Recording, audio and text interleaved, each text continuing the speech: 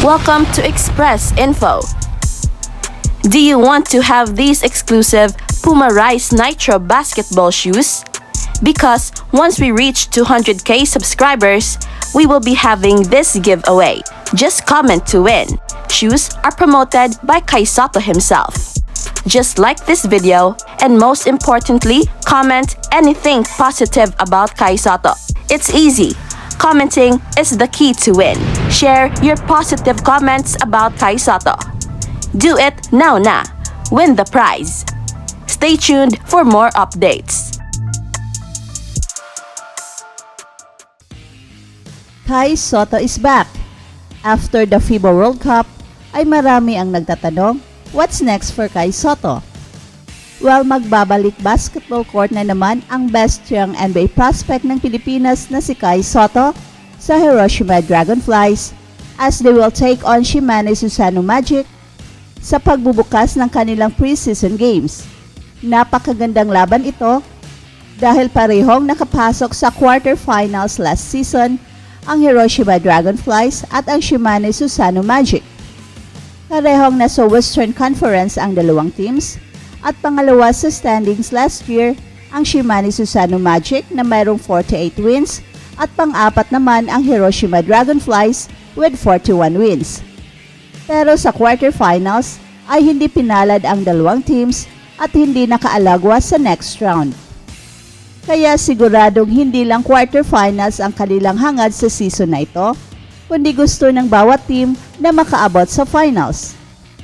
At isa sa aabangan natin na matchup ay ang pagtatapat ni Kai Sotto, ang Pinoy Pride at Nick Kay na naglaro sa Australia sa FIBA World Cup. Isang undersized center si Nick Kay pero napakalaki ng katawan.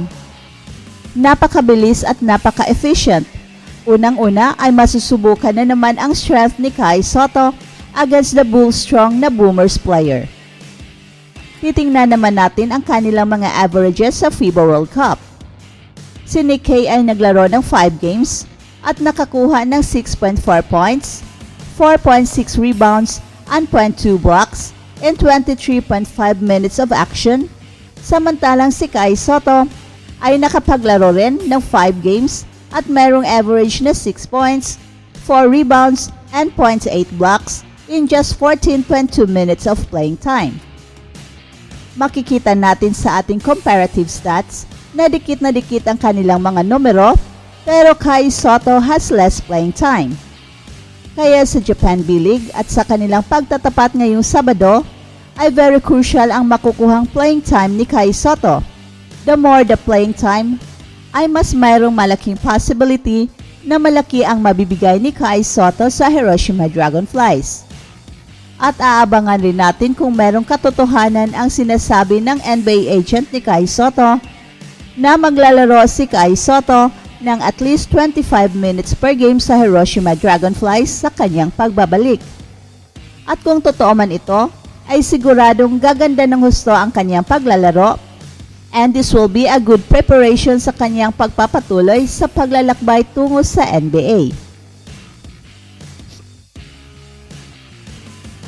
Samantala, narito ang ipinalabas na top 100 players ng NBA at hindi nakapasok si LeBron James sa top 10 at ipapakilala namin ang top 5 sa listahang ito. At number 5, Kevin Durant, Phoenix Suns. Ranking nung nakaraang taon at number 3.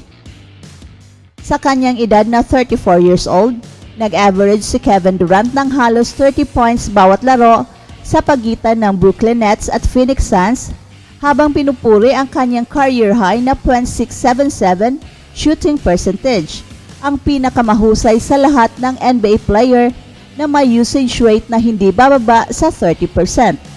Sa kanyang 39 games kasama ang Brooklyn Nets, pangalawa sa NBA si Kevin Durant sa kanyang 39 games kasama ang Brooklyn Nets. Pangalawa sa NBA si Kevin Durant sa efficiency bilang isang pick-and-roll ball handler at nag-average ng pinakamaraming puntos bawat possession bilang isang spot-up shooter kaysa sino man sa liga. Halos hindi siya mapipigilan sa pag-atake at merong malakas na depensa. Ang dalawang dahilan kung bakit hindi siya mas mataas sa rank 5 sa listahang ito ay ang kanyang availability. Hindi siya nakapaglaro ng higit sa 55 games sa nakaraang 3 seasons. At ang kaunting pagbaba sa efficiency sa kanyang huling 2 playoff runs. At number 4, Luka Doncic, Dallas Mavericks. Ranking nung nakaraang taon at number 5.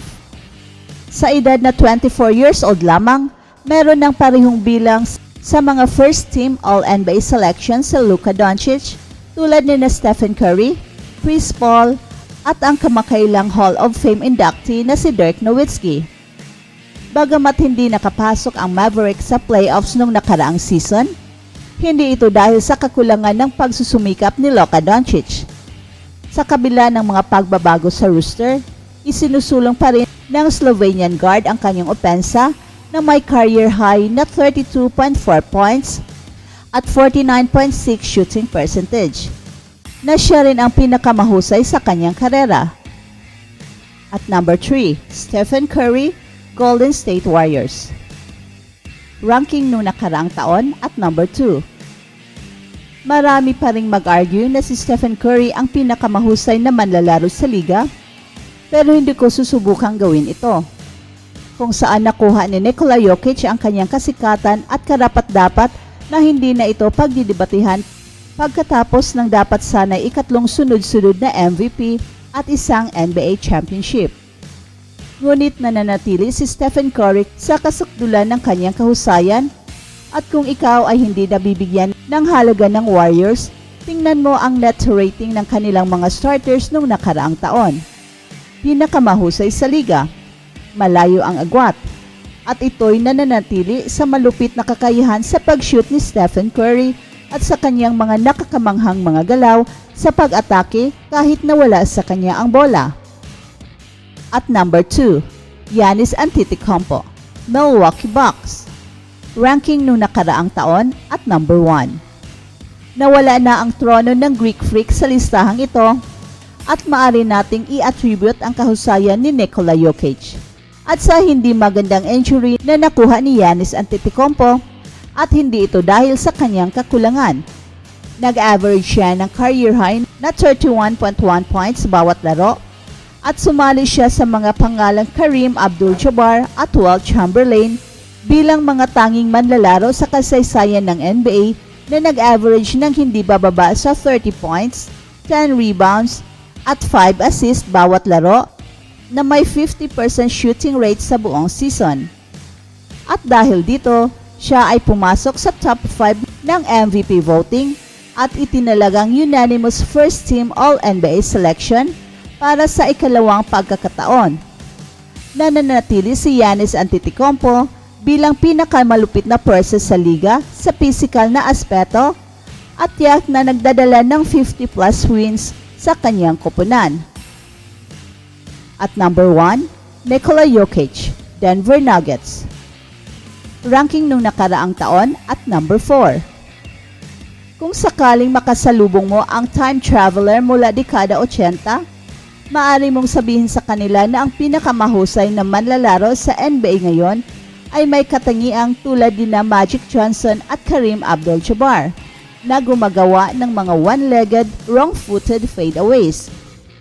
Sinundan ni Nikola Jokic ang dalawang sunod-sunod na MVP seasons na may isa pang makasaysayang season kung saan siya ay medyo kumita ng mas kaunti, tumulong ng mas marami sa assist at dinala ang Denver Nuggets sa kanyang unang kampyonato.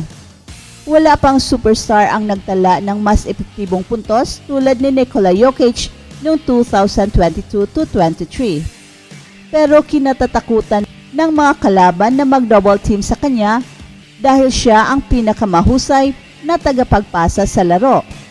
Isa rin siya sa mga pinakamahusay na defensive rebounder sa liga at bagamat hindi siya ang pinakamatinding tagapagbantay, nagtagumpay siya sa maraming depensa sa kanilang pagtakbo patungo sa kampyonato.